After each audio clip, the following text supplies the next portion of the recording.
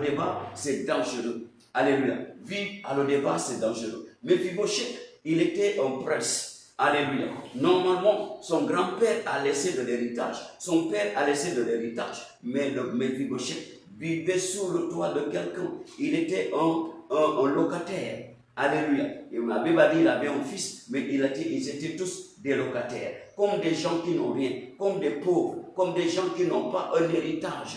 Alléluia.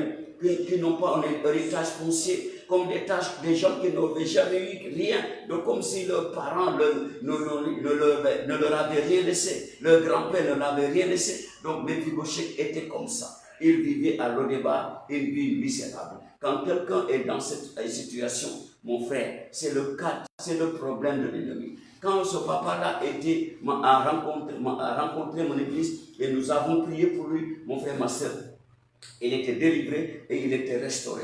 Il a repris ses terrains, il a repris à reconstruire des maisons et sa famille est revenue vers lui. Alléluia. Mon frère, ma soeur, c'est pourquoi je suis là pour te dire, ce programme aujourd'hui, c'est pour toi. Ce programme aujourd'hui, c'est pour toi. Toi qui es à Lo-débat, toi qui es délaissé, totalement délaissé, abandonné à toi-même, à ton propre destin. Je suis là pour te dire, Jésus est venu pour te chercher.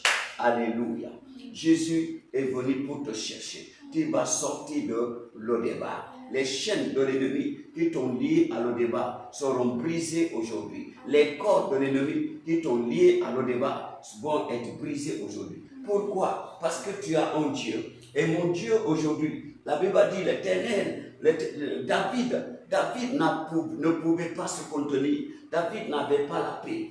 Le grand roi David, le bon roi d'Israël, il n'avait pas la paix. Alléluia. Le guerrier de tous les guerriers des rois d'Israël, il n'avait pas la paix. Il allait de maison en maison pour demander est-ce qu'il y avait quelqu'un qui restait dans la maison de Saül pour qu'il puisse le bénir. Pourquoi ça? Parce que c'est le Dieu de Mephibosheth, le Dieu de son père qui parlait. Alléluia. Qui parlait. Le Dieu commençait à tourmenter David. Parce que David avait fait alliance avec son père Jonathan. Que celui qui sera vivant va prendre soin de la famille de l'autre. Et David a failli oublier. Mais l'Éternel est toujours là. Je suis là pour te dire, l'Éternel, parce que toi, tu as donné ta vie à Jésus. Parce que toi, tu es entré dans la nouvelle alliance. L'alliance signée par le sang de l'agneau. La nouvelle alliance signée par le sang de l'agneau. Je suis là pour te dire, cette alliance va pas commencer à parler pour toi. L'alliance de Jésus va commencer à parler pour toi. Et tu vas sortir de Lo-débat. Alléluia. Cette alliance va te faire sortir de Lo-débat. Alléluia. Cette alliance va te faire sortir de Lo-débat. Ils vont envoyer te chercher. Quand David a trouvé finalement, alléluia, le serviteur de l'ancien roi Saül, il s'appelait Siba. Il dit, c'est toi Siba, il dit, mon Seigneur. Il dit, est-ce qu'il reste encore quelqu'un dans la famille de Saül pour que je puisse lui faire du bien à cause de Jonathan? Il dit, il reste encore un fils de Jonathan, péclu des pieds. Alléluia. Il est péclu des pieds. Son nom c'est Mephibosheth. Où est-il? Il est à Lo-débat. Le roi a envoyé te chercher. Parce que toi, tu es maintenant dans la nouvelle alliance, signée par le sang de l'agneau. Mon frère, ma soeur, l'Éternel va commencer à tourmenter tout ce qui retient ton destin, tous ceux qui ont tes bénédictions, tous ceux qui ont ton héritage. Et ils vont envoyer te chercher. Alléluia. David a dit à envoyer le chercher. Ils sont partis dépêcher le prince déchu, Mephibosheth. Alléluia. Ils l'ont conduit à Jérusalem, au palais royal. Alléluia. Regardez, du village au palais royal, Mephibosheth. Le roi, il est arrivé devant le roi. Le roi lui dit, Mephibosheth. Il dit, mon Seigneur, alléluia. Le roi lui dit, Mephibosheth, je vais te rendre tout ce qui appartient à Saül, ton grand-père, et tout ce qui appartient à ton père, les terres et toutes les maisons, je vais tout te rendre. Les usines, les voitures, je vais tout te rendre. Alléluia. Toutes les propriétés de ton père, ton grand-père, je vais tout te rendre. Alléluia. Alléluia. Et Mephibosheth a dit quoi? Il a dit au roi, qui suis un chien mort pour que tu puisses prends soin de moi, pour que tu puisses près de moi. Parce que le roi a dit, et toi, Mephibosheth, tu vas toujours manger à ma table. Tu mangeras toujours au palais. Oui, le Mephibosheth a le droit de manger au palais. Ce n'est pas un luxe pour lui. Ça, c'est naturel pour lui. Il est prince et il devait manger au palais. Parce qu'il est prince. Alléluia.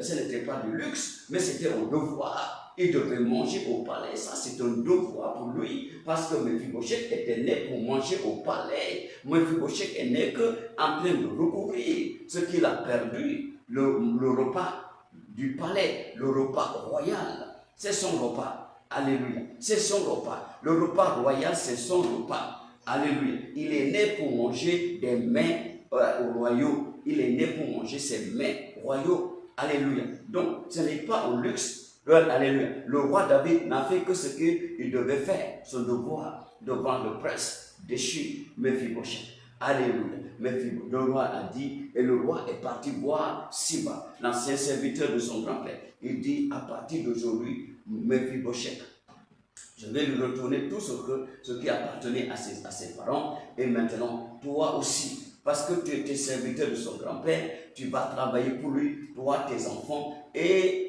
tes serviteurs qui sont sous ton contrôle. Vous allez tous travailler pour Mephibosheth, comme vous avez travaillé pour son grand-père. Mephibosheth a hérité tout. Alléluia. Regardez mon frère, ma soeur. Quand tu sors de le débat, ta vie va changer. Quand tu sors de le débat, mon frère, il y avait une dame. Il y avait une dame, quand j'étais dans un pays anglophone, il y avait une dame. Cette dame-là, elle commençait à dépasser les quarantaines. Alléluia. Donc cette dame était dans notre église, mais elle n'était pas dans ma paroisse, elle était dans notre église, mais elle est de ce pays-là, elle parle anglais, mais elle a eu une naissance en français. Donc, elle parle français. Donc, elle a appris que nous avons créé une église, nous avons planté une église francophone dans la capitale. Donc, elle s'est déplacée de Lagos pour venir à la capitale. Elle est venue dans notre église. Mais la dame était tellement moche parce qu'elle n'avait rien. On sentait la pauvreté en elle. On sentait vraiment la pauvreté en elle. Donc, qu'est-ce qu'elle faisait? Elle demandait à donner des cours aux diplomates, alléluia, francophones, afin de voir du travail, avoir quelque chose. Et à chaque fin de culte, quand elle veut suivre quelqu'un dans sa voiture pour qu'on puisse la déposer là où elle va partir, tout le monde va se prendre toujours des excuses. Les gens prennent toujours des excuses. Et je me souviens bien, on fait la Sainte-Seine ensemble chaque premier dimanche du mois. Et nous allons, cette église-là était dans un grand hôtel à 5 étoiles. C'est là où il y avait notre siège de cette église-là. Alors, à chaque premier dimanche du mois, on se rencontrait là-bas pour faire la Sainte-Seine. Et quand le culte finit, elle va venir vers ceux qui ont les voitures. Elle vient chez nous. Je dis, madame, s'il te plaît, je ne vais pas passer là-bas, je vais aller d'abord quelque part. Nous tous, on prenait des excuses. Personne ne voulait l'aider. Personne ne voulait l'aider. Donc cela veut dire qu'elle marchait. Elle marchait à des distances pour rentrer. Mais parce qu'elle parle français et elle veut vraiment travailler, alléluia, parce qu'elle parle français, elle était enseignante dans son pays, elle enseignait, elle était professeure de français, alléluia. Donc, elle continuait à rester avec les francophones. Et qu'est-ce qui s'est passé? Au jour où je l'ai rencontrée dans le siège de la capitale. Je dis, tu fais quoi ici, maman? Elle a dit, elle veut voir le pasteur, mais on ne lui permet pas. On ne lui permettait pas de voir le grand pasteur qui nous coiffait dans la capitale. Parce qu'elle était un peu vieille, et quand les gens, quand tu ne portes pas de beaux habits, on va commencer à te soupçonner, peut-être que tu es sorcière, peut-être que tu es ceci. Donc, on ne lui permettait pas de voir le pasteur parce qu'elle n'était pas bien habillée. Alléluia. Donc, quand je l'ai rencontrée là, elle m'a parlé de son histoire. Elle m'a dit, chaque fois je viens, je veux voir le grand pasteur pour qu'il prie pour moi, pour qu'il m'aide. Mais on ne me permet pas de le voir. Je lui ai dit, c'est pas la peine. C'est pas la peine de voir le grand pasteur. Il y a le JO, le président de l'église, le président lui-même, il va venir faire un programme. Donne-moi, je vais prendre ton nom, on va mettre ton nom parmi les gens qu'il va rencontrer comme cas difficile. D'accord? Je dis, c'est comme ça que je dis. Donc, je vais mettre ça parmi les noms qui ont des cas difficiles. Maladies incurables, paralysie, toutes sortes de problèmes. Je vais mettre ton nom là-bas. Elle a accepté. Je dis, rentre chez toi. On va t'appeler. Donc, elle est rentrée. Et exactement, on a mis son nom là-bas. Et on lui a appelé, on lui a donné rendez-vous. Quand le grand pasteur est venu, on leur a indiqué là où ils vont rester pour recevoir le grand pasteur. Elle était parmi eux. Donc, le grand pasteur a prié pour ces gens-là, pour ceux qui avaient les cas difficiles. Mon frère, ma soeur. Après, comme moi, je ne suis pas de son église, je ne suis pas de sa paroisse, donc, 3 mois après, ou même 4 mois, je peux dire, après, je suis reparti là où je l'avais rencontré. Et quand je l'ai rencontré là, elle m'a vu de loin, la dame courait, et je voyais les rayons solaires qui brillaient, la gloire de Dieu qui brillait sur son visage, tout son corps. Elle a couru, la vieille dame a couru, elle s'est jetée sur moi. Elle s'est jetée sur moi, elle a dit, pasteur, tu as sauvé ma vie, tu as sauvé ma vie. J'ai dit, non, c'est Jésus qui a sauvé ta vie. Elle a dit, effectivement, le grand pasteur a prié pour nous quand il est venu, alléluia, pour son programme ici. Il a prié pour nous. Et depuis ce jour, ma vie a changé. J'ai dit, mais tu n'as même pas besoin de le dire. Je te vois. Mon frère, la fille, la vieille dame qui était sale, qui portait des habits insupportables, la vieille dame brillait, ses habits brillaient. Elle me dit, homme de Dieu, le travail que j'ai cherché depuis toute ma jeunesse, j'ai voulu travailler à la CDAO. Toute ma jeunesse, j'ai déposé chaque année jusqu'à ce que je suis devenu vieille. C'est maintenant à ma vieillesse, on vient de m'employer à la CDAO. Je touche $. Alléluia. Elle me montre le dollar. Elle dit, homme de Dieu, je touche $. Maintenant. Alléluia. Dès que l'homme de Dieu a prié pour moi, le dossier qui dormait à la CDAO, on m'a appelé. On m'a appelé et je suis employé maintenant, employé local de la CDAO. Je touche $. Alléluia. À ma vieillesse, à 50 ans, c'est maintenant. Alors que je cherchais, j'ai tellement fait des efforts pour travailler là-bas. C'était en vain. Mon frère, quand tu es dans le débat, quand l'ennemi t'a siégé, quand tu es à le débat, c'est difficile pour toi, pour que les gens te voient. En ce moment-là, les gens ne la voyaient pas parce qu'elle était à le débat. L'ennemi l'avait mis en quarantaine. Peut-être que toi aussi tu es en quarantaine, tu es en le débat. Je suis là pour te dire, le Seigneur dans ce programme, il va te libérer. Le Dieu d'Abraham, le Dieu d'Isaac va te délivrer. Il va te faire sortir de le débat. Il va te libérer de ce joug. Alléluia, alléluia. C'est ce joug qui te couvrait, ces voiles qui te couvraient, ces toiles qui te couvraient. Mon frère, ma soeur, le Seigneur va te libérer. La gloire de Dieu va te localiser et tu vas sortir de le débat. Tu vas sortir de le débat. Et toi aussi, tu seras restauré. Ta vie sera restaurée. Ton mariage va sortir de le débat. Tes finances vont sortir de le débat. Alléluia. Ta grandeur va sortir de le débat. Ton destin va sortir de le débat. Ton travail va sortir de le débat. Tes affaires vont sortir de le débat. Même ton esprit, ton intelligence va sortir de le débat. Le débat ne pourra plus encore avaler ta vie. Regardez ce papa-là. Il avait perdu sa conscience. Il avait perdu sa conscience. Il ne savait même pas ce qu'il faisait. Alléluia. Partout, il voyait des policiers, alors que les policiers ne le connaissaient pas. Il accusait les policiers. C'est à cause des policiers que la firme m'a plaqué. C'est à cause des policiers que je n'ai pas eu ce travail. C'est à cause des policiers qu'on m'a rejeté, qu'on m'a pas payé un verre pour boire. C'est à cause des policiers que j'ai demandé à telle personne de l'argent, emprunté de l'argent, il m'a rejeté. C'est à cause des policiers, alors que les policiers ne le connaissaient même pas, parce qu'il était à le débat. Mon frère, ma soeur, tu vas sortir de le débat. Alléluia. Le Dieu qui a touché David, il va toucher tout ce qui est bon, il va toucher ce qui est bon te faire sortir de le débat. David n'avait pas la paix. Et je suis là pour te dire, c'est là qui doit te faire sortir de le débat. À partir de maintenant où je parle, ils n'auront plus la paix. Le Saint-Esprit va les tourmenter. Le roi des rois va les tourmenter. Ils n'auront pas la paix. Il faut qu'il te localise. Il faut qu'il t'envoie te chercher. Tu dois sortir de le débat. Alléluia, pour posséder tes affaires. Regardez, en un seul jour, Mephibosheth est devenu entrepreneur. Il est devenu chef d'équipe, patron. Combien de gens travaillent pour lui? On a dit 25 personnes. Alléluia. 15 personnes. Combien de personnes? 15 personnes et 25 personnes travaillaient pour Mephibosheth. Alléluia. Alléluia. Alléluia. On a dit, or Siba avait 15 fils et 20 serviteurs. 20 serviteurs et 15 fils. Donc ça fait combien le total? Alléluia. Ça fait combien le total? Amen. Donc 35 personnes vont travailler pour lui sans compter leur famille, leurs femmes. Quand tu vas ajouter leurs femmes, ça va faire 2 fois 35.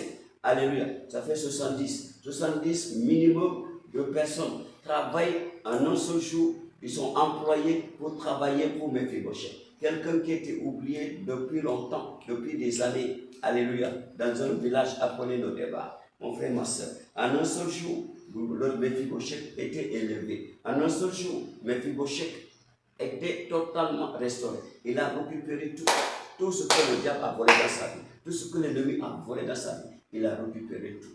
Je suis là pour te dire, tu vas récupérer tout au nom de Jésus. Tu seras restauré toi aussi, au nom de Jésus. Le Seigneur est là pour toi. Le Dieu des dieux est là pour toi. Mon frère, ma soeur, je suis là pour te dire, tu veux que toi aussi tu sois restauré, tu veux que Dieu t'envoie te dépêcher à l'Odébar, tu veux être libéré de l'Odébar, donne ta vie à Jésus. C'est très important. Si tu n'es pas avec le Seigneur, si tu n'as pas cette alliance, alléluia, si tu n'es pas dans la nouvelle alliance, signée par le sang de l'agneau, tu ne peux pas être libéré par l'Éternel de l'Odébar. Parce que Mephibosheth, c'était l'alliance. Alléluia. C'est une alliance qui avait parlé pour lui. L'alliance que son père avait avec David, le roi David. Toi, ce que tu as besoin, c'est d'avoir alliance avec la nouvelle alliance, le sang de l'agneau. Fais cette prière avec moi. Tu vas dire, Seigneur Jésus, je me répands aujourd'hui. J'ai bien écouté ta parole et moi aussi, j'en ai assez de vivre à l'Odébar. Je veux quitter l'Odébar. Je veux sortir de l'Odébar. Je veux sortir totalement de l'Odébar. Je veux que ma vie, mes finances sortent de l'Odébar. Ma condition doit changer. C'est pourquoi, Seigneur, je me répands aujourd'hui. Et je décide de demander pardon, le pardon total de mes péchés. Je reconnais que je suis pécheur. Et je viens devant ton trône saint pour te demander pardon. Et au Seigneur Jésus, enlève mon nom dans la vie de Satan. Écris mon nom dans le livre de vie. Parce qu'aujourd'hui même, Seigneur, je t'accepte comme mon seul Seigneur et sauveur personnel. Purifie mon âme de tout péché et viens posséder ma vie, viens posséder mon âme, posséder ma vie à 100%. Au nom de Jésus-Christ. Amen. Mon frère, ma soeur, tu as fait cette prière, je prie pour toi. La Bible dit, si quelqu'un en Christ, il est une nouvelle créature. Les choses anciennes sont passées. Voici toutes les choses sont devenues nouvelles. Parce que tu as donné ta vie à Jésus. Seigneur, enlève son nom dans la liste de Satan et écris son nom dans le livre de vie. À partir d'aujourd'hui, quand il va invoquer ton nom, réponds à sa prière. Au nom de Jésus-Christ. Amen. Bienvenue à la grande famille. Tu vas prier maintenant. Regardez, ce papa-là dont je te parle, il était presque dans les soixantaines, commencement des soixantaines. Mais quand il a rencontré le Seigneur a changé sa vie. Je suis là pour te dire, il s'occupait de l'église. Il s'occupait de l'église comme un jeune. Alléluia. Oh, il m'avait appris une belle chanson. Nibo buono, eshe. Nibo buono, eshe o. Baba. Nibo buono, eshe. Nibo buono, eshe o. Oh loi. C'est lui qui m'a appris cette chanson. Parce que chaque dimanche, il témoignait. Et avant de témoigner, il chantait cette chanson. Pour dire quoi? Dans sa langue, il était de l'ethnie Yoruba. Il disait à Dieu qu'il lui donnait ses reconnaissances. Il était reconnaissant de la grande délivrance, du fait que Dieu lui a fait sortir de l'Odébar pour le restituer et restaurer sa vie, lui redonner tout son héritage, lui donner tous ses avantages. Alléluia. Le réinsérer dans sa famille et dans la société.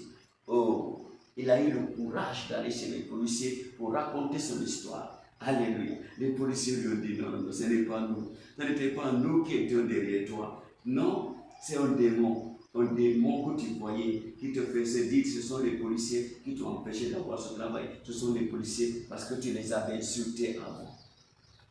Je suis là pour te dire. Tu t'es repenti, mon frère, ma soeur. Cette alliance, la nouvelle alliance, où tu es entré aujourd'hui, le sang de l'agneau, il va te délivrer. Au nom de Jésus, je te déclare délivré maintenant. Je déclare tes finances délivrées de le débat. Au nom puissant de Jésus. Tes finances délivrées de le débat. Ta carrière délivrée de le débat. Ton travail délivré de le débat. Au nom puissant de Jésus. Ton frère, tes enfants délivrés de le débat. Ta femme délivrée de le débat. Ta famille délivrée de le débat. Au nom de Jésus. Toutes tes finances délivrées de le débat. Ta gloire délivrée de le débat. Sortez de le débat. Je te commande de sortir de le débat et viens posséder tes possessions. Donc ta position c'est au palais. Le Méphibosheth était directement au palais. Il mangeait à la table du roi comme un prince, comme il était même prince. Je suis là pour te dire, ta vie va changer. Ce papa-là était restauré. Alléluia. C'est très important. C'est très très important. Toi aussi, tu seras totalement restauré. Au nom du Père, au nom du Fils, au nom du Saint-Esprit. Finis le débat. Viens posséder tes possessions. Viens posséder ton héritage. Au nom de Jésus-Christ. Amen. La Bible dit, tu connaîtras la vérité et la vérité t'affranchira. Shalom, shalom.